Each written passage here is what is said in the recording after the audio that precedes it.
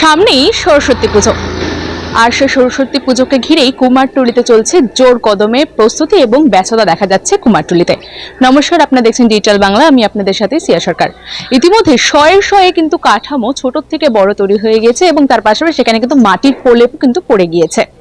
এবং তার পাশাপাশি বলে রাখি, এখানে কিন্তু চলছে জোর কদমে প্রস্তুতি সরস্বতী মায়ের যে মূর্তি, সেই মূর্তি গড়তে, এবং ব্যস্ততা লক্ষ্য করা যাচ্ছে শিল্পীদের মধ্যে। আসুন কথা বলিনি শিল্পীদের সাথে, কি বলছেন তারা এবং কেমন চাহিদা রয়েছে, কেমন দাম রয়েছে জিনিসের, সবটাই কিন্তু বিস্তারিত আমরা আপনাদের সামনে এই প্রতিবেদনের মাধ্যমে তুলে ধরব। আমরা কিন্তু শুনলাম শিলিগুড়ি থেকে আমাদের প্রতিনিধি শ্রেয়া সরকার সমস্তটা কিন্তু একেবারে কুমারটুলির যে প্রস্তুতি রয়েছে বর্তমানে জোর কদমের সেই প্রস্তুতি কিন্তু তুলে ধরলো। জানাবো বিদ্যার দেবীর আরাধনার আর মাত্র হাতে 2 থেকে 3 দিন বাকি, আর তাই এখন শিলিগুড়ির কুমারটুলিতে চলছে জোর কদমের প্রস্তুতি, চলছে প্রতিমা মূর্তি গড়ার কাজের শেষ পর্যায়ের কাজ। তবে শিলিগুড়ি শহরের বেশ কয়েকটি শিল্পীদের কারখানাতে প্রতিমা তৈরি এখন প্রায় শেষ, রং শেষে এখন শুধু সাজসজ্জার কাজ চলছে।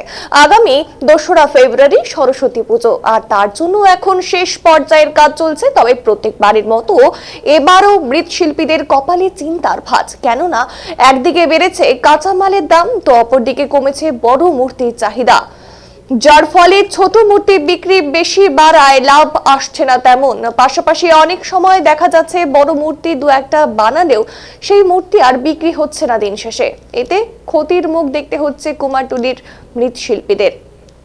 আর এই সবকে সঙ্গে নিয়েই প্রত্যেক বছরের মতো সরস্বতী পুজোর আগে শিলিগুড়ির কুমারটুলিতে রয়েছে জোর ব্যস্ততা। প্রত্যেকেরই একটাই আশা, এবছর ব্যবসা ভালো হবে। তাই শহরের বেশ কয়েকটি শিল্পীদের কারখানাতে প্রতিমা তৈরি হয়ে শুধু এখন যাওয়ার অপেক্ষা রয়েছে। সাদা থেকে রং বেরঙের সরস্বতী প্রতিমা কারখানাতে তৈরি হয়েছে, যদিও এই সমস্ত প্রতিমা সবই বায়না দেওয়া। মূল বাজারে প্রতিমা এবছর কেমন বিক্রি বা লাভ হবে তা সেদিনই কিন্তু বোঝা যাবে।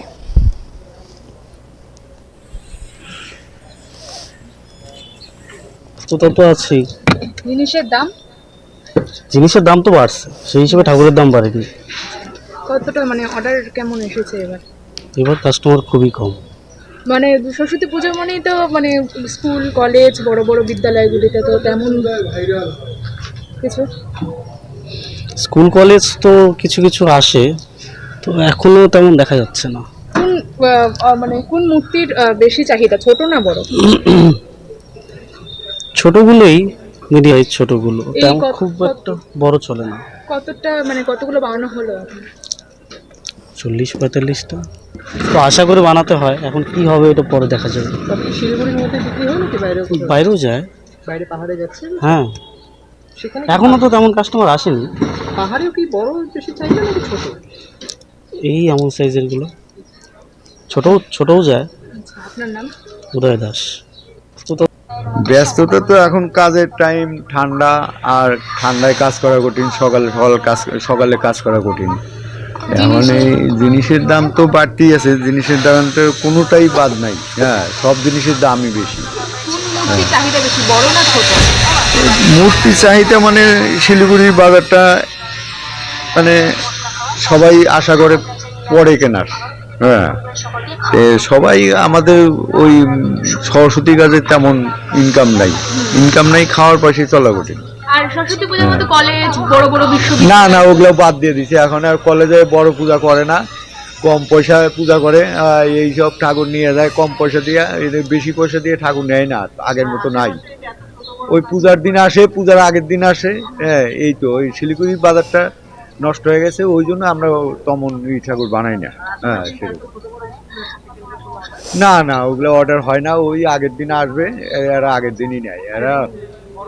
হ্যাঁ, ছোটই নেয় বেশি, বড় ঠাকুর কম পয়সা দিয়ে, সবাই তো কম পয়সা দিয়ে নেওয়ার চেষ্টা করে।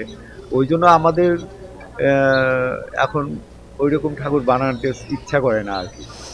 হ্যাঁ, মানে এই যে এখানে যা আছে এইভাবেই বানাচ্ছি আর কি। হ্যাঁ, এই শিলিগুড়ি লোকালে বিক্রি হবে, আর বাইরের ভিতরে পাহাড়ে যাবে কিছু। হ্যাঁ, পাহাড়ে গুলা ঠিক আছে, বড় ছোট সব মিলেই যায়। আমার নাম শ্যামপাল। আমরা কিন্তু তুলে ধরলাম কুমোরটুলি দৃশ্য এবং তার পাশাপাশি কিন্তু আমরা কথা বলে নিলাম শিল্পীদের সাথে। তারা কিন্তু বলছেন এই বছরে কিন্তু মূর্তির চাহিদা অনেকটাই কম, যেমনটা জিনিসের চাহিদার পাশাপাশি কিন্তু যে মূর্তির চাহিদা তা কিন্তু কম রয়েছে এবং বিভিন্ন জায়গা থেকে কিন্তু এই কুমারটুলিতে কিন্তু অর্ডার আসে এবং প্রত্যেক বছরের ন্যায় কিন্তু এই বছর এসেছে, এমনটা কিন্তু তারা বলছেন। আরো বিভিন্ন আপডেট নিয়ে আবারও যুক্ত হব, ততক্ষণ পর্যন্ত চোখ রাখুন ডিজিটাল বাংলার পর্দায়। ক্যামেরা ঋতিক ভট্টাচার্যের সাথে আমি শ্রেয়া সরকার। নমস্কার।